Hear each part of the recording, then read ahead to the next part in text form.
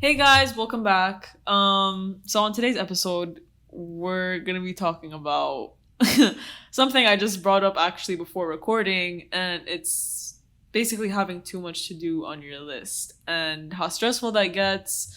Not just having so much to do, but also the stress of wanting to make so much or just make something so great that it's at the cost of your mental and physical health. Wait, is that why you're stressed today? Why? What? Because you're stressed out about what you're making right now? Well, Like, why are you stressed out right now? well, to call me out like that. Well, I'm not really. I'm just stressed out generally, but I mean, also, I guess sometimes it's small things that set it off, but it's like an accumulation of things. I don't know. I just have a lot on my plate generally.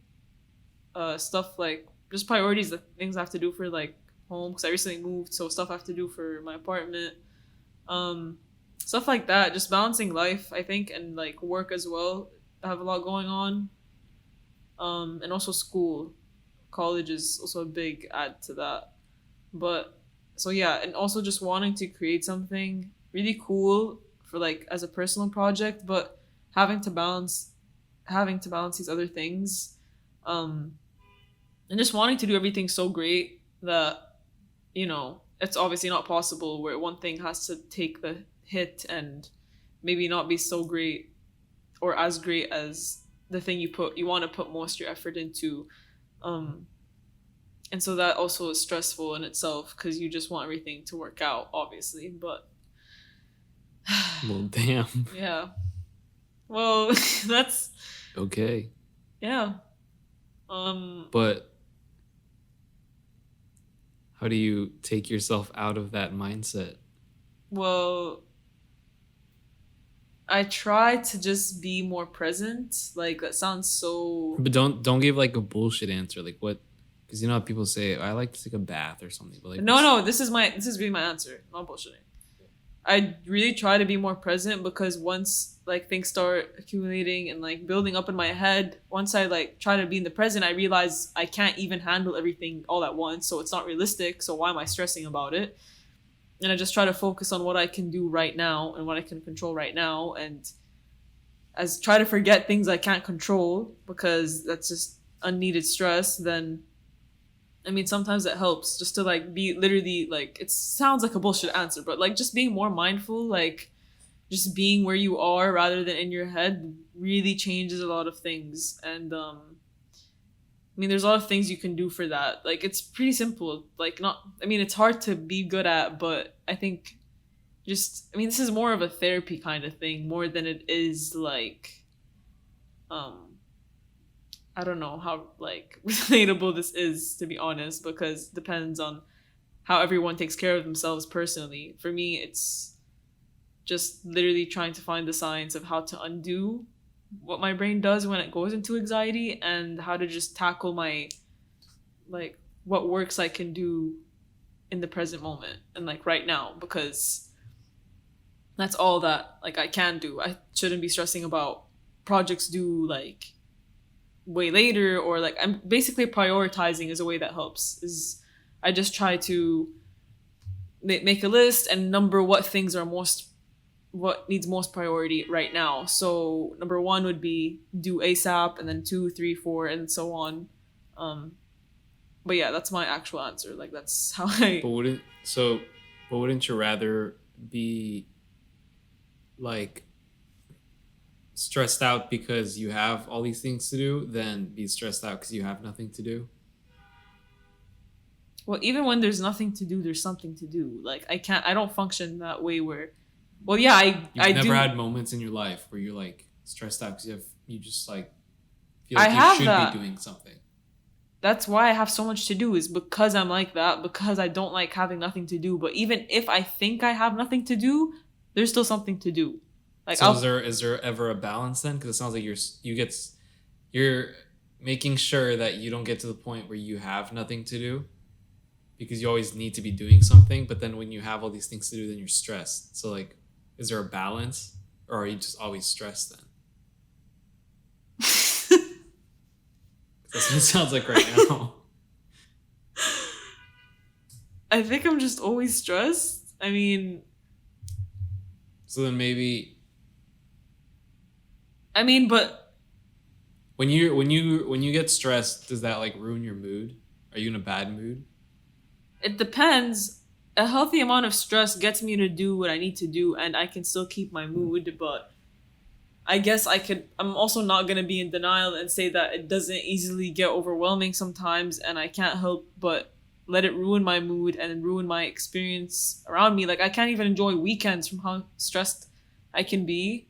And that was like, I don't know, one of these weekends recently where I just was trying so hard to like just be in the moment. And like, because break times, I think at least break times are super important. Like that's when you need to recharge, because I don't want to burn out and I want to keep going, so I need to make sure I have my break. And it's stressful because when I'm not enjoying my break, that in itself is stress. So I just was too stressed. Oh my god. Dude. Yeah, no, it's not fun. We were originally gonna name this episode At What Cost? Yeah. No, but at what cost? Yeah. Basically. Because sometimes like you're sacrificing so much of your own mental health for your work, or like, because right now we're talking about work on this podcast, but like honestly it could go in all aspects of your life. Like sometimes you're sacrificing how you treat others. I know that personally. I live alone with my sister, and I know that these past couple weeks I've been pretty busy, and I'm usually like always in my head. I'm always planning things out. Like I almost feel like my body's just like moving on autopilot, and I'm just always in my head. Yeah. And I know that my sister like keeps asking me like, "Are you okay?" Because I feel like she thinks that I'm like sad or something, but it's not that I'm sad. I'm just not really that present. So like sometimes you wonder, like, having all this stuff on your plate, is it really that great? Like when you're being productive, like that whole like lifestyle everyone's like saying. The point of it is to get to something great. But but is there a balance though? Because maybe there's a healthy there should balance. Be. Like obviously everything in life there should be a balance. Nothing is healthy. I do think there's a balance. But when I asked you, is there a balance? You didn't seem to know. So do you think now, is there a balance? I mean, that like right amount of work where you're not sacrificing your mental health. You can enjoy your weekends, be present for friends, family, relationships. But then, yeah, like you don't think there is? Because I think there is. Because like whenever I'm on vacation, I'm usually stressing out that I should be doing stuff. It's hard for me to like just enjoy my time. I used to, but now I've realized that my mind just completely shuts off from being productive on the weekend. Once the weekend starts, I'm not working. Yeah. I'm done. That's what I'm saying. So that's how I think a balance can be achieved, is just giving yourself, like making sure you give yourself that time to do that. But do you think that's healthy though? Because then you're spending the majority of your week all up in your head doing stuff. Well, that's why you have to you try. You have 2 days of your week where you're actually like grinning because of like the presence of others. I don't know. That's true. I mean, that's why break times are important overall. Not just saying the weekend. I'm saying like you have to find those moments within the week, like for example, it's hard though. Sometimes. I know. Sometimes I like become obsessive with my work. I know. I'll like if I need to piss, but I'm like really into something, I'll like forget that I need to piss. Yeah. I've forgotten to like make dinner sometimes. Yeah. Because I'm like so into what I'm doing. I'll like skip the gym because of it. Sometimes I'll like promise a family member I'll FaceTime them, and I'll just make them an excuse because I really want to finish what I'm doing. And then other days I'm just dead. I'm just burnt out. Because I can't function in a way where I'm working like from this hour to this hour. I can't function like that. Me neither. It's so unpredictable. No, I'm on the same page. Like I know it's hard to pull out of that like headspace, but for me, honestly, like there gets a point where I'm like really energized, and even though it's going into my work, like if for example yesterday, like I just went on my balcony, like low-key had like a little dance party to myself. Like I put my headphones in and I was just so like energized. I just needed to, also because I can't sit on my ass the whole day. Like that's just me. I just can't. So even though when I'm really in the zone, it's a lot of energy, and I can really, it just really depends on what gets my attention the most with that energy and like how much work I want to do. That it depends how I spend that time. It depends how I'm feeling. So I could either spend it like super invested in my work, or like I choose to spend it. Well, I don't know. I'm a very distracted person. So when I just kept hearing good music while I was working, and I was like, you know what? I really just want to like listen to music right now. I don't want to just listen to music. Yeah, I can't like I can't. I'll get back to this, but like I just maybe I'm not. I don't think I'm like much the same like how you function, because I just like. I don't know, but there are times where I am though. Like it's where it's unhealthily. Like I will spend 4 hours on my butt and not. I'm just saying that like everything's exaggerated for me. Yeah. When I'm working, it's always exaggerated. I work the entire day. I stay up till 4 a.m. working obsessively on something. I can't stop. But then also when I'm taking a break, I take a break obsessively. Like I will it's off do it's nothing. Extreme. Yeah, I will do extreme. nothing. My brain is dead. I'm not working at all. I'm burnt out. And then there are days whenever I'm having a good day, like a day ago. I think this week I like took this break with because my sister was like, "Do you want to go on a walk?" And usually I'd be like, "No," because I'm working on something. But I said, fuck it, I'll go on a walk. Yeah. And it was a nice day. It was like 70 degrees. The sun was out. We went and got like a nice breakfast sandwich. We had some lemonade. Dude, that was like the highlight of my week. That was only like 30 minutes, but like that made my entire week. I felt so much better after that. So that's what I'm saying. Like everything's exaggerated. The fact that that little moment made me that happy is kind of scary. Like why is it that everything has to be exaggerated? When I work, it has to be all day. When I take a break, it's like the best thing ever. Like, I know. It's all this like, is it dopamine? Is that what it is? Dopamine, yeah, is your reward. It's your reward chemical. So when you do something like exercise or you get work done, that's the one that's released. Yeah. So no, but I feel that I fall off extremes a lot, maybe in a different kind of sense, but I also understand like all or nothing, because I can be completely burned out, don't want to look at anything, don't want to talk about anything, don't want to touch anything related to work. And then I can be like, don't talk to me unless it's about work. Don't want to be around you unless it's about work. Like I don't want to have anything to do with anything unless it's work related. Like, but it really depends. And I feel like for me, it's a lot disorganized, because sometimes that will happen to me split day, where like all day it's either I start off doing everything or I do nothing. And then at some point in the day, the stress is too much, or I'm so burnt out and I stop working that either like, vice versa, like whatever it is, I either get so tired, I can't work anymore, or I'm so lazy that I need to start working. But I see this mostly like, and I see this actually a lot like with working out, because although that's a different kind of like it's work all the same for me, because it's something I consider a priority and like I need to do.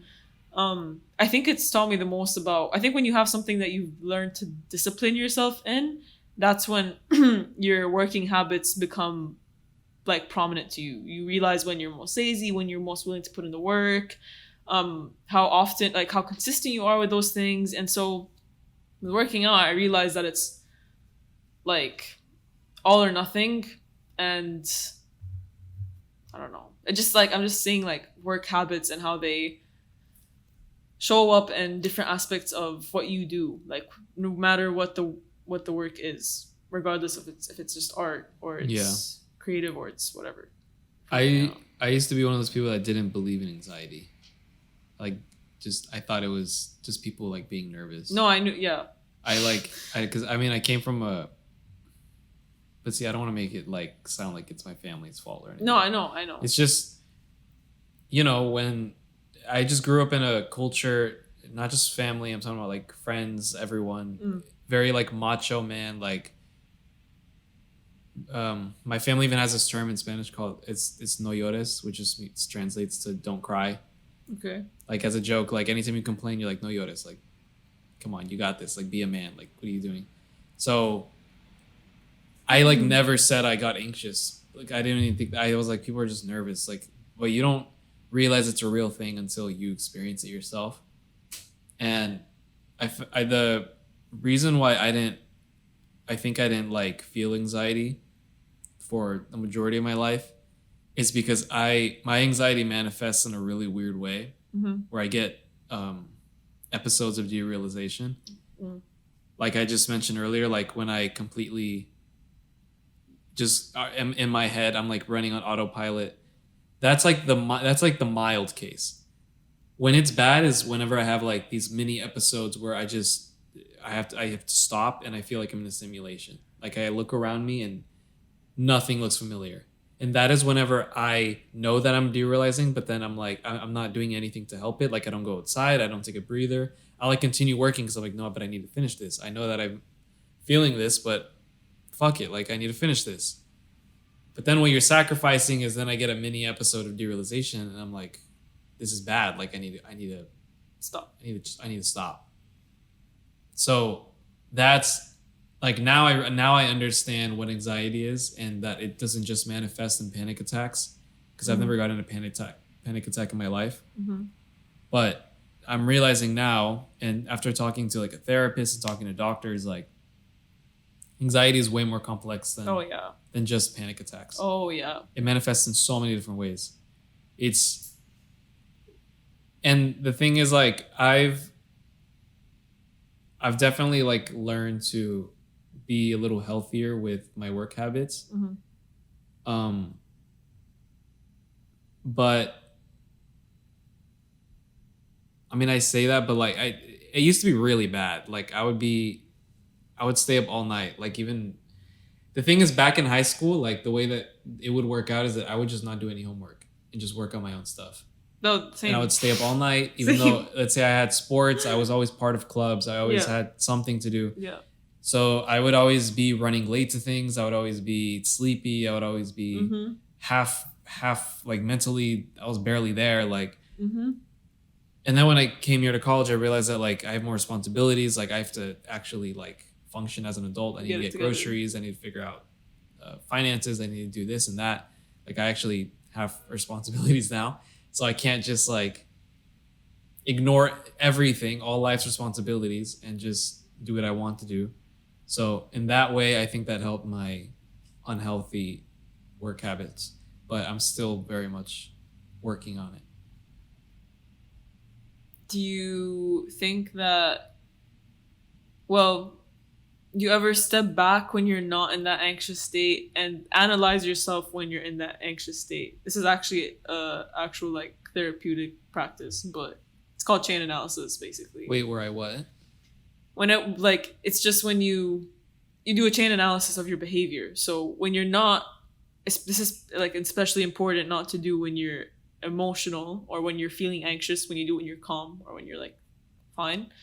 You look back at how you behaved or how your brain behaved or whatever happened in the situation, and you analyze what were the vulnerability factors. Was I on anything? Was I whatever? Or was I just tired? Like what vulnerability factors? And then you think, okay, yes or no, and then that makes it, oh, that's why. And then the warning signs of how you started getting into that. Like even if it's not something you realize, like if you just kind of jumped in, like that, maybe that in itself is you become less and less conscious of what you're doing, is a kind of sign of how you get it. Have you ever like maybe looked back? Yeah, no, like a lot, because I mean I had to, because when I first got derealization, so my doctor, my therapist theorized that it was triggered because I had always gotten them throughout my life, like mini episodes, but they were really small and I like barely noticed them. But there was one time where I think it got triggered because our microwave, it sounds so silly, but like my dad left something metal in the microwave. And I don't know if you know, but when you do that, the microwave catches on fire. Oh. And this was during breakfast, and it was happening right behind my dad's head.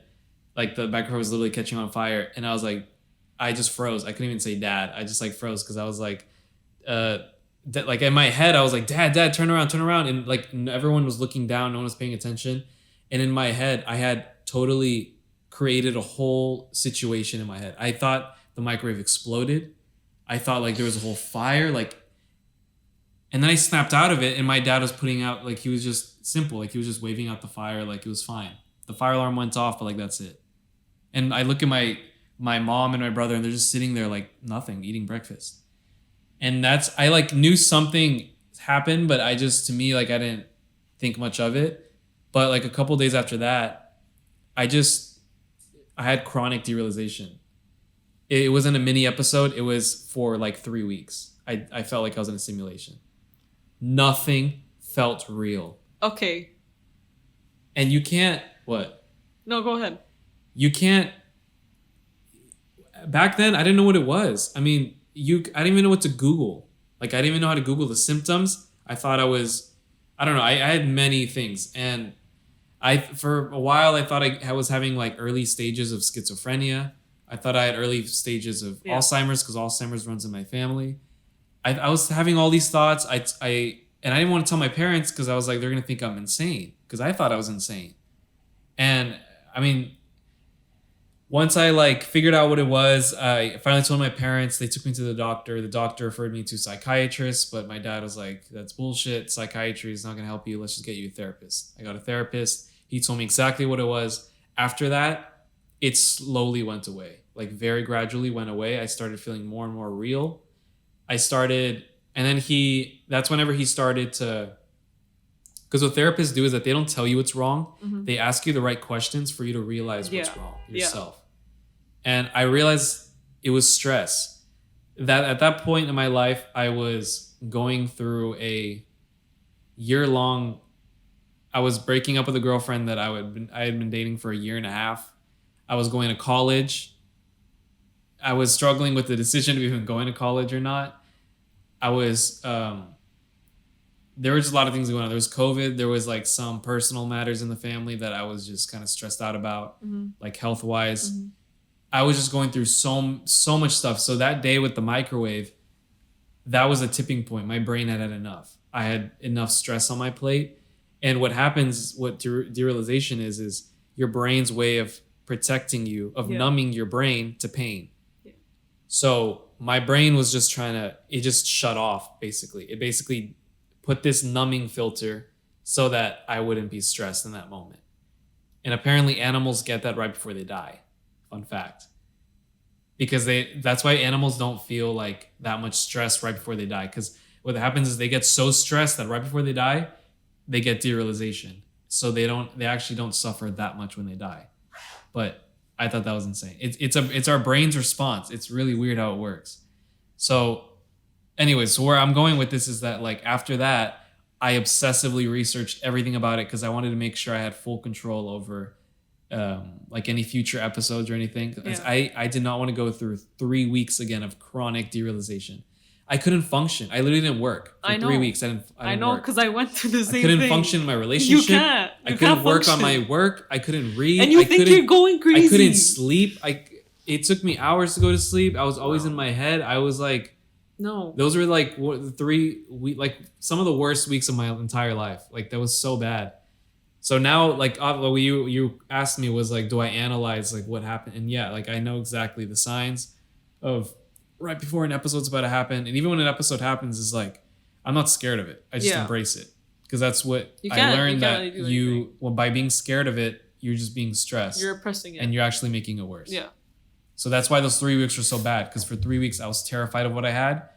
And that feeling of being scared actually manifested in more stress. And that just continued prolonged it. So cyclical suffering. Yeah. So sorry, what were we going to say? Nothing, that I went through the same thing. But it literally lasts around the same time, like 3 weeks.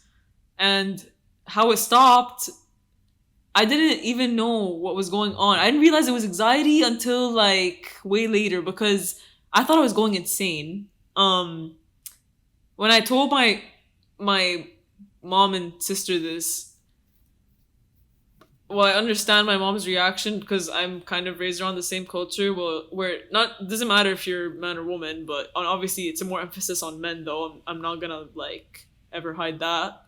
But just generally like mental health is not so acknowledged, and when you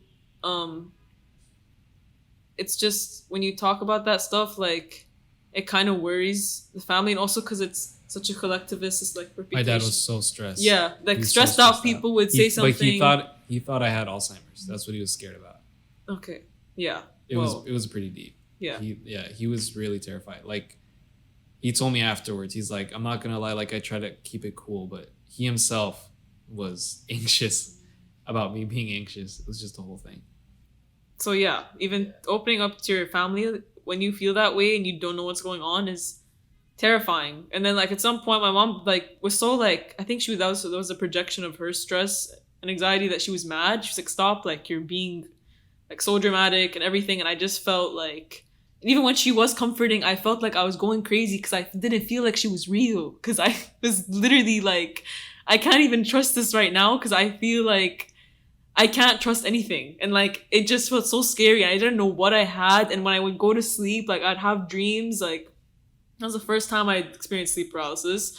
And I'd go to sleep like crying because I was just so fucking terrified. Like I was scared for my life. I didn't know what was going on for 3 weeks and I couldn't do anything about it. And if I thought suicidal things, I'd be scared because if I killed myself, like what would happen after? But I was so scared of my reality, I didn't want to be in it. And like how it ended was my brain just tired out. I could not stress anymore. My brain literally just like, I was like, I'm just gonna let everything be. I can't anymore. Like, I can't handle this. And then later on in life, I found out it was anxiety. And then I was like, that makes a lot of sense. And I, like, the thing is, the derealization episodes, because of how much my brain was tired out and I just embraced them, I just didn't even realize they were happening. And that's why, as I grew up and whatever, I just started being told, like, I'm just really cold and I give off a bitchy vibe. But that's because I'm not, like, it's hard. It's hard to also, because you don't want to tell people when you're having a day. Because for me, it's like, it's usually like, if I feel it on one day, that probably means that I'm having a pretty stressful day. So I'm usually very much out of it. And I know that sometimes that comes off as being cold, like you're saying.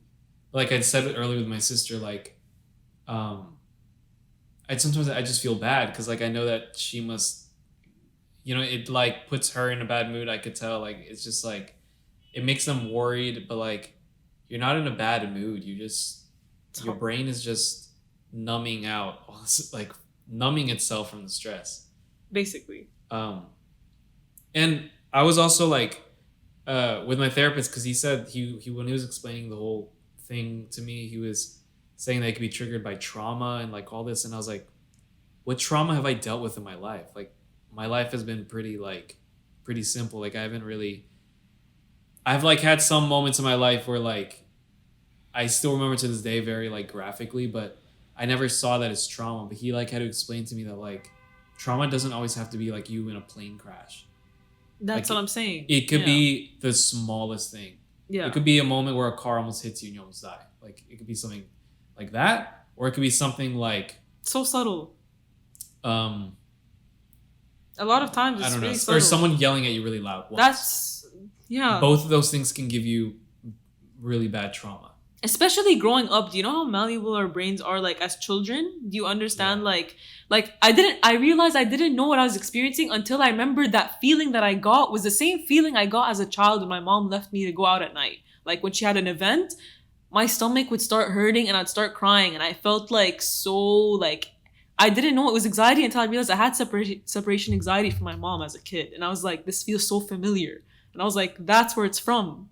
And then you like, it's crazy because you don't, and that's not even, I wouldn't really consider that like trauma because like. Because like trauma always sounds like something insane happening. Yeah, but at the same time, like my mom like wasn't trying to leave me. Like she just literally had something to go to. Like, yeah. But the fact that she left the house like scared me so much. I was like, she's gonna die on the way home. She's gonna like something's gonna happen. She's gonna crash and whatever. Like, some crazy shit. Like it sounds stupid, but like dogs don't know that humans make mistakes. So it's similar to children actually, because like. Dogs, let's say you step on their toe. They loyal. Think you did that on purpose. Loyal to like they believe. They think you did that on your purpose. No, but what I'm saying is like they're gonna get really sad about that because they think you did it on purpose. They think you hurt them on purpose, but you just accidentally stepped on their toe. So same with children.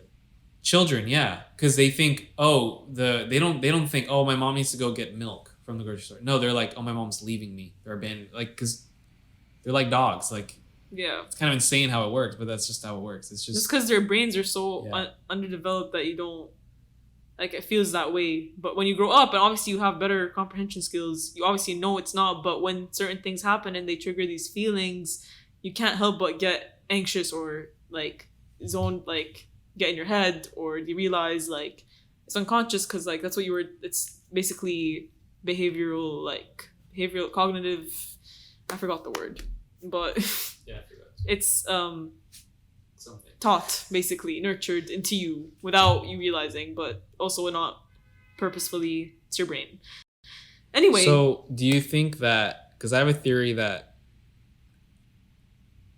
a lot of the time, from what I've seen, the trend is that most artists have all these issues with dealing with their anxiety.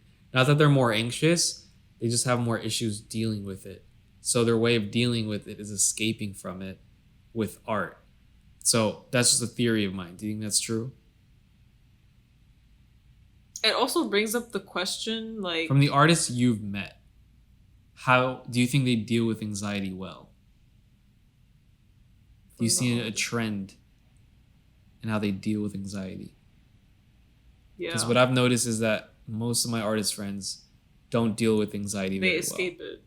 Yeah, because I think everyone has anxiety, obviously, Yeah, but I think it's worse when you don't know how to deal with it. yeah, and I And- think, sorry, Well, that's all I was gonna say.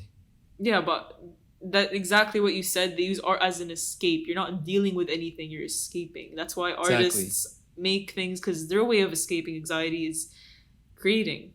Yeah. That's also why you see artists into drugs a lot, whatever it is. But sometimes I just don't want people like. Not that it's okay. Because sometimes I used to hear that and I used to be like, well, that's kind of corny. Are you telling me that every artist, like every time they feel stressed, they're like, oh, I need to go paint right now? Yeah, no, That's like not that's how it not, is. No, yeah. It's whenever I said I obsessively work on stuff, I always think maybe it's because I have anxiety. Maybe my anxiety is hitting really hard right now and my brain's trying as hard as it can to escape it. So that's why I'm working so hard. Or when I'm having, it may be those days that I have off, maybe my brain's just celebrating. Like, oh, look, like you're actually not, like you're chilling, you're fine. So let's enjoy this to the I max. never thought of it that way. I didn't either until now. I'm just like thinking of, you know what I mean? Mhm. Like maybe that's how your brain's escaping from it. Not so much like, oh, I need to like portray my anxiety in my art. You know what I mean? Because I used to hear that all the time, and I was like, that's kind of stupid. Yeah, that's like that's not how I. You tell me like when I'm, I don't know, like, taking photos of my friend, like that's not me portrait. That's not. portraying anxiety. Like that's nothing to do with anxiety. I'm just. You know what I mean? It just sounds stupid. Like It does. What the fuck? What do you mean I'm painting my depression? Like, yeah. I don't know.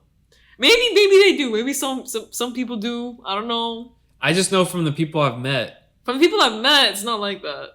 No, and neither it is for me. And I don't know. It's a lot of the times just what they like to do. It's what also. It's because they like to do it. That's true. And you know what? Actually, I take it back.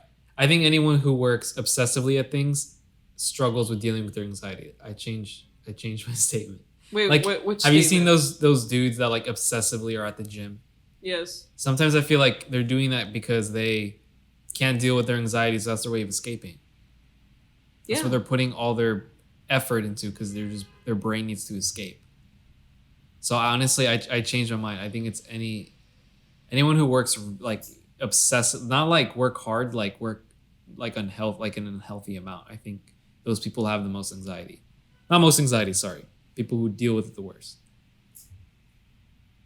Yeah. Because I've met people who have had like a lot of reasons to be anxious, but they deal with it really well. And they're able to function very well. But they have so How? much trauma. So they've had so many bad things happen to them in their life. But they're chill. And they seem chill. And they seem happy. Because they know how to deal with it. Do you think I'm that- still struggling how to deal with mine.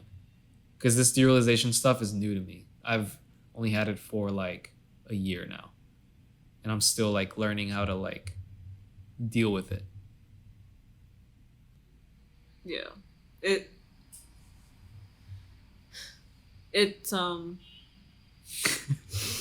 This got way deeper than yeah, it's supposed to. yeah, it did. I'm looking at my notes here actually for the episode, and it's funny because, well, now looking like after talking about everything we talked about, reading this question, it sounds kind of dumb. Like, did your best work come out of your lowest?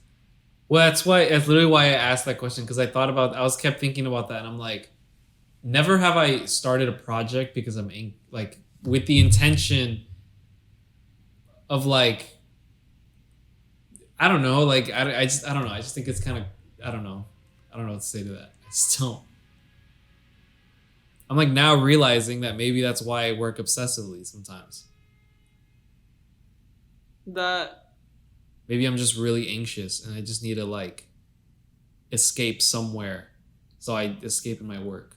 I don't even think it's really escaping. It's kind of dealing with, because when you create... You think it's dealing with it? Yes, because... I think dealing with it is sitting with yourself and meditating. Well, yes and no. It depends. Like, everyone works differently, obviously. For me, like, I can be working and it's not escaping. Why are you anxious in the first place?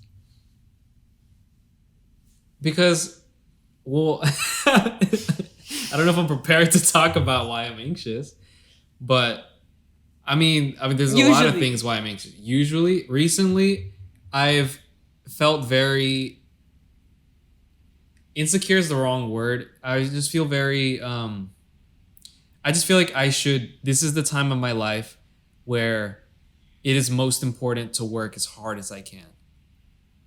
Because I feel like this is the prime age, because we're about to get to an age where we're going to have way more responsibilities. We're going to have like actual things to take care of. Like, we're not going to have as much time as we do now. Yeah. And right now I've been given a semester without college. Not because I wanted to, but because the college messed something up. So now I have this semester off. So there is a part of me, I've always been told, when you're in your 20s, and I'm not 20 yet, but like I'm around that age. Mm-hmm. Like, you need to work hard. Like, this is the time. So basically this is the time. So work stresses you out. So when you work... I feel like I need to work as hard as I can. I need to like... So you're not escaping. I can't chill. I can't watch Netflix. That's what I'm saying. So you're dealing with it. Thinking of taking a nap throughout the day sounds disgusting. Okay, so that's what I'm saying. Is that in your way of working...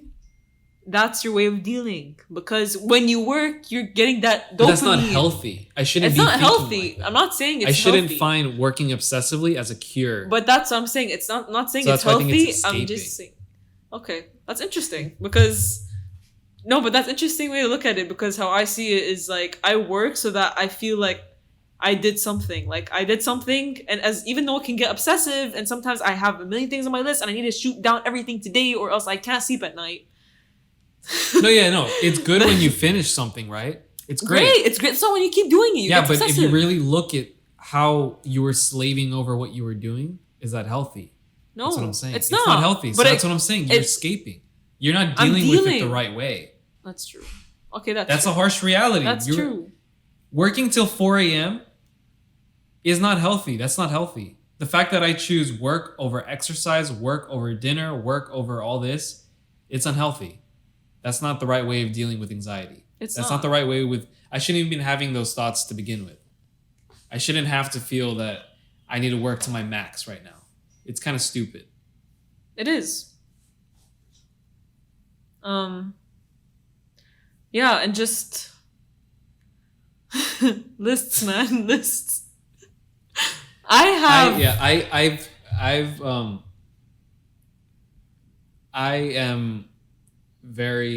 become very obsessively structured. I'm very structured. No, I'm very structured. But that's like a recent thing. I've never been structured, but I think that's because it's being fueled by my anxiety of like I have to work really hard, and I know that the only way for me to work efficiently and harder is like I need to be structured. Yeah, no, I started getting structured as soon as high school ended. So what does structured mean for you? Talk to my 478 notes. So you work So how does your have to get it process down. work? Okay, number one, thank you, Mom. Number one, if you're listening, thank you for letting me get an agenda, because that plans out my whole life. Everything, if it's not on the agenda, it's not happening. It's strictly not happening. Do you put like personal things there? Everything. Like, Everything? I had one agenda for more like healthy habits, and one for healthier habits, like lifestyle, like for my physical health. That was one agenda, but no, my main agenda has work. Like anything that needs to get done, whatever it is, stuff for the apartment. Okay, my family told me to do this. I have to do this. Okay, get this. I have to do this. Oh my god, my work. I have my homework. I have whatever. I have this project I want to do. Like everything goes in there. Every single thing. And if it but that goes by days. By hours or more detailed stuff I have on my notes. And so that's where my priority list is. And I have like a main list that has stuff for my for school, for example, because that I have to prioritize that, and then other stuff. Oh my Stop God. looking at me like that. I have my list. Your for list. How many fucking lists do you have? I dude? can't. I have a list for school stuff, and then I have those numbered by priority 1 to 5 because I have 5 classes, and then I have shut up, and then I have my other priority, and then I have side projects I get to in the future, but my other priority are basically projects. Even though they're other priority, I think they're the things that are gonna make me. You just hit the mic. I hit the pop filter, but anyway, the side projects are funny. It's because I don't know why they're called side. I feel like they're the most things that will help me in my career more so than the things that I prioritize, which are academically. But I need to keep those up because You could call them personal projects. no, but they're not. Yeah, personal projects, but it's funny that they come second and priority because I don't do them unless I get my homework done. Well, that's a whole other topic, right? What? Like prioritizing college work versus your own work. Yeah. Because I feel like some people would argue that it's the same thing, but I'm very much against that. What? Calling your college work your own work. Oh, no, I don't call it the same thing. I think it depends what it is. But for me personally, when it comes to video projects, professors were always trying to. It's just really weird for them to critique your project and give you advice whenever they're not editors, though. They're not editors. For one of my classes, the professor he's a musician, but he was critiquing my work, my video work.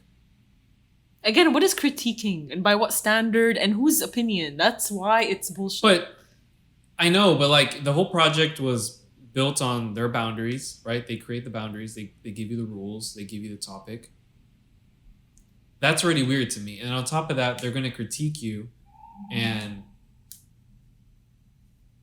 it just feels weird for someone to give me advice when they're not even using that medium themselves. When they're literally no, that's a musicians. valid opinion. That's very valid. That makes a lot of sense. Why would you? Yeah, I've always just had this resentment towards schools, though. Always. Yeah. I've just always been the asshole. I've always been that guy. Yeah. No, I feel that until college, I feel like only because college. I was always very against high school. I never liked high school. Wasn't the best at high school. I was never behaviorally a problem. Wait, you didn't have good grades? I didn't have good grades. I had I struggled to get honor roll. So Okay, well, I didn't get honor roll, so. I'm saying I struggled to even get honor roll. I got it once or twice. Before that, it was lower. But until I got to college, now I'm high honor roll. So that's crazy to me. But that's because I got time. And in high school, what would I do? Have to wake up at fucking buttfuck 6:30 in the morning. Jesus. Literally, or 5. School used to get earlier and then it got later and later. Yeah. Through time. But I used to wake up then. School starts 7:15 in the morning. go to school for 8 hours, come back, want to nap, not want to talk to anyone, sit like and either watch something or create something or play my guitar. Like I didn't want to do anything. I didn't want to do anything but my own stuff because I'd be in 8 hours with number one. I don't know. Wasn't that social up until late high school. People I did not want to be around, teachers I did not want to see. Like, and it was just draining. The whole thing was draining for me. Like, I couldn't even get that was me escaping anxiety because it gave me anxiety to do all that work and not be good at it, and also because I just know I could not do it. And all my teachers say the same thing. If she only applied herself, no, like no, I don't want to apply myself. I don't want to. I was literally about.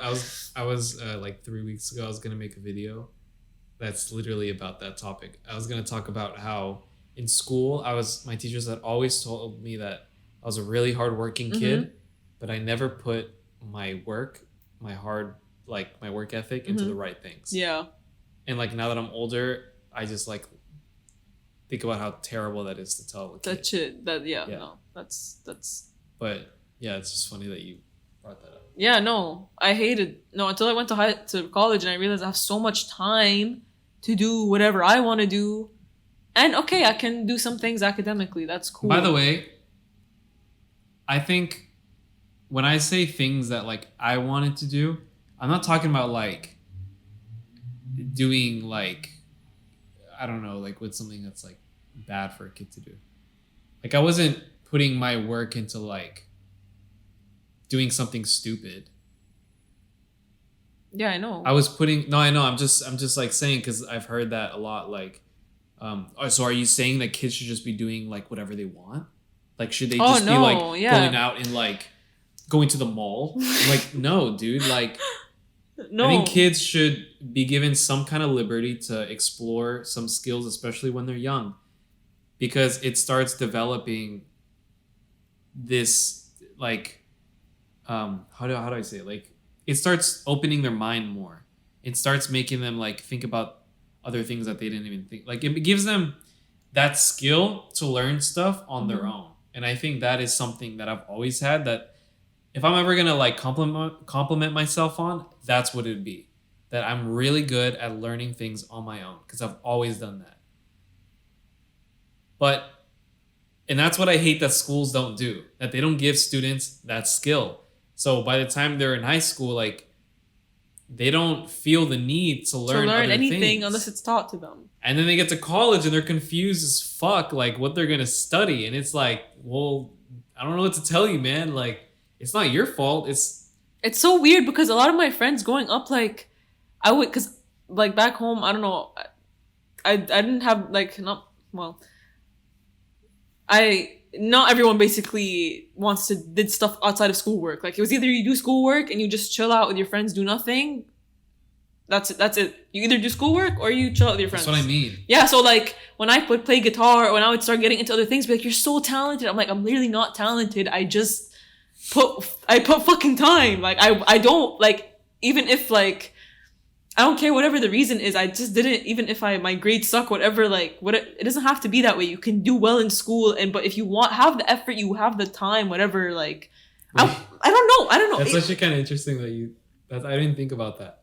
Like when people say you're good at something, I'm like, you just put time. You're like, you're only seeing like this. If you knew how much effort, how many years, yes, how many hours, they're like, I'm like, talent does not exist. I'm not talent. There's no such thing as talent. There's no fucking such thing. It's called hard work. Like it sounds so cliche and it sounds so like preachy, but like, no, it's true. But like that's what pissed me off. I'm like, you're not even seeing like how much I practiced on this or how much I got frustrated over this thing, but I stuck to it because I love this thing so much. Like, you're only seeing a fucking fragment. There's no such thing. I don't know. It pissed me off so much. And like, I just obviously took the compliment. Obviously ranted them like this. I was like, oh, thank you. Like, cool. But like, yeah, I mean, it's a nice compliment. Yeah, it's a nice compliment. But like, you could do the same. Sometimes it's a little frustrating. Sometimes I prefer people to be like, for me, a nicer compliment is like, oh wow, you work really hard at this. Yeah, that's a nice compliment. That's a really nice compliment. But I like what someone just says. To be fair, all compliments are nice. Obviously, but I'm like, just saying, like, it hits harder. Like, it hits when you respect someone's hard work. Yeah. To me, is just bigger than saying that they're talented. Yeah. Because I agree with you. I think saying someone's talented is kind of stupid. No, I don't. Yeah, because I didn't realize why it annoyed me so much. I was like, am I just an asshole? But like, I was like, no, because I'm not talented. I'm not insecure. I'm just saying I'm not talented. Like, I just worked hard. That's interesting though, because like now I know in the future, because sometimes I'm one of those people that says like I'm part of the problem. I'm one of those people that are like, oh yeah, you're talented. No. I did once though, during the summer I worked with this kid who like makes music. Mm-hmm. And I've messed around with some music production. So we were like, I was trying to find something we could relate on. And he's like a producer, like he makes beats and stuff. And he played one of his songs for me and I listened to it. And I was like in my head, I was like, what's a nice thing for me to say? Like, I don't want to just say he's talented. Like, that's kind of lame. So then I thought like, well, what's the honest truth? Why am I impressed by his work? It's because of how much work I knew he put into that. Because like I was listening to the complexity of it, and I'm like, I remember doing music production, and it's really hard. Mm-hmm. It's really hard, Mm-hmm. not just to make a beat, but to like make a beat sound natural, make a beat sound like enticing, make it sound unique, make it sound like it has its own style. Like that is all these. It had all these things that are all really hard to master. So that's what I told him. I'm like, well, I can see that you put a lot of work into you put a lot of like sweat into your work. I could tell. And that like blew his mind. He's like, oh my gosh, thank you so much. Like that means a lot actually. That's But crazy because that's the only time I've complimented someone on their work ethic, but I should probably say that more. no, yeah, you should because I can't. What's funny is that I wasn't considered a hard worker. Just generally because my grades didn't show it, but I did work hard. I worked hard in other things I Same. liked, but it wasn't up to the people in my school standards or whoever, maybe family standards, that I was a hard worker because it wasn't school work and my grades were not great. Like, but no, this girl in my class had a 4.0 and a 4.3 and she was getting high honor, all these things, and she's a hard worker because she got Yeah, but we're dumb and lazy. Yeah, we're dumb and lazy, and our health is horrible, and we don't stress about anything, and we're so not diligent, and we don't know anything. And we're not ambitious. We're not ambitious. We're going nowhere in life because we just focused our. We're just was the worst thing is like when What? like when people like kind of like they're just like making fun of you like for having dreams and stuff. Yeah. Yeah, like no, you're just young. Like, well, that's cute. Yeah, That's no, cute. like I used to say like. And honestly, I look back and I thought at this point in my life, I think they're dumb, but no, they weren't. And I think if I work hard at anything that I love enough, I can definitely make it. And that's like one thing I love about creatives and pulling this all together is that we're so fucking persistent. We're really persistent for whatever reason. Forget the money goal. It's not about persistent the money. Everyone. No, but I think we are, because why would you consider yourself creative if you don't create anything? Huh? I've seen a lot of people quit. Yeah, They're really good at some medium, and then when they get to college, they just quit because they're like, this is not a real thing. But then they're not a creative because they were. Well, they were, and they usually hate their job because they're naturally a creative person. Then they live. They're one of the, you know what I'm talking about, right? I know People what you're talking who are about. like, who are creative their entire lives until they have like an actual job, and then they settle for something really boring, and they like hate their job, and then they're just one of those people that think that you're supposed to hate your job. That's what I'm saying. But then you're not like. I'm talking about people who have the privilege to work jobs that are fun. Yeah. Because why else? I mean, if you're That's like if you're an undocumented immigrant, you don't know English, like obviously, dude, you're gonna take whatever you can get, right? That's like, I mean, I just like. Right? You're not gonna you're not gonna be like, oh, I want to win an Oscar one day. Like how many undocumented immigrants who don't know English have said that? None. And can they do it? Yeah, they can, but like that's not what their main goal is when they get here. I mean, obviously. So what I'm saying is like people who have the privilege of like actually messing around with something that might not make them that much money. But I'm not. That's what I'm saying. I was just about to say it, and then you brought your point. I'm saying not in the sense of money. I'm saying we're persistent, period. Not in the sense to get money, not in the sense to make it. We're persistent with our art form. We're persistent with what we want to create. We create because we want to get better, or because we have like we feel they just need to, and maybe because that's a way of escaping, maybe because that's become a second nature. I disagree with you. I don't think so. I think everyone has a different reason for why they do what they do. Okay, Some people, I think there's a little bit of narcissism. Whatever it is, I'm saying we're persistent. They need their voice to be out. We have a drive because we love what we're doing. Like, we don't create unless we want to create. Why would you create shit you don't? But do you think that's exclusive to creative people? You don't think that maybe like if you're a... That's not exclusive to creative people, obviously. Okay, so... But I'm just saying, I feel like creative people, if you're creative, you're persistent some way. And that's not saying that other people are not persistent. It's just saying that gives me off that vibe. I think creative people should be validated more. Yeah, that's what I'm saying. They need to be, I think they need to be respected. No, that's what I'm trying to bring with this point. I'm just like, yeah. Yeah. My entire life, I was always labeled like... Lazy. No, me too. And every now and then when I was younger, like I said earlier, like I had one teacher tell me that she could tell I was a hard worker. Like she could tell that if I really liked something, I got really good at it because I worked so hard at it. She told me, she's like, I can see that you're actually a really hard worker. You just don't apply yourself to the right things. Yeah. But that's where I'm like, okay, that's kind of stupid. Yeah. But, and I wasn't acknowledged like a hard worker until I guess my family kind of saw that I was doing things like really cool. They're like, oh, like you actually do like work really hard, but only things you like. I'm like, well, yeah. Why? Like that's how life should be. If I have the privilege of doing it, why wouldn't I do that? That's how life should be. Why would you work really hard at things that you don't like to do? What is that? When you have the privilege of doing literally, what kind of life is that? Like, I was like, why does that sound like crazy that I'm good at things that I like? Yeah. That's how it should work. Like, it's so dumb. I don't like, yeah. Basically, we all knew society's structured horribly. We got here, and now we're here. And I could go on for ages. I can go on for hours. This is like one of the biggest things in my, like, yeah. If you knew, like, so much of my insecurity was created from teachers. Really? Literally just, not just teachers, like classmates, even family, like. No, I know. It hurts to be told when you're lazy, like you're. I know. Or by classmates, you're dumb, or like by teachers, like. Putting you, like, you could tell in their eyes, like they think you're inferior to other students, just because maybe you're just busy doing other things. You're other places. You don't give a shit about whatever the algebra or whatever you're talking about. And I'll just say, like, I still passed and stuff. Like I still did what I had to do, but I never had ambition with my schoolwork. Because why? Why? When I could be ambitious about other things. That's the thing. I low-key was not even stressed about the fact that my grades weren't good. I was like, whatever. Like, the only thing that stressed me out is what? Now we're in New York. Now I'm in New York and I'm doing what I fucking want to do. And now I'm looking at other people who trashed me when I was younger and look at them doing their boring major in accounting, whatever the fuck. And like, what? They're gonna, you know what? Do your little thing. You hate your job. You hate your school. You chose that. You made fun of me when I was younger. I'm living the life. I'm doing what I want to do. So. What about it? And that's that.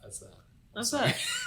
Well, I'm still in college. But I mean, I'm still in college too. I didn't drop out. Yeah, but yeah. But now we actually put like the stuff we put our time into is not for nothing. But I mean, I'm not gonna be learning something lame in college though. Yeah, that's what I'm saying. Like I'm like what like even me too. What I'm learning is what I want to learn. It's not even what I think is gonna make my career. It's the things that I have as my personal projects that I think are gonna make my career more so than like my own work. What I know already, what I've taught myself, will pull me further than what I'm doing now in college. Even though that's a good backbone, just because of how our fucking society works, is that you need that degree or whatever. Just it's a good backbone because there's so many traditional people there in the world that will only consider you of such work job. I mean, I don't know, some position, man. But I don't want to work under a position. That's the thing. I think about it. I'm like, I don't even want to be under someone. I don't like it.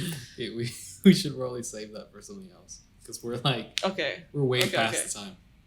Yeah. I started that like 20 minutes into it. All right. Well. All right. I'll see you guys next time. See you.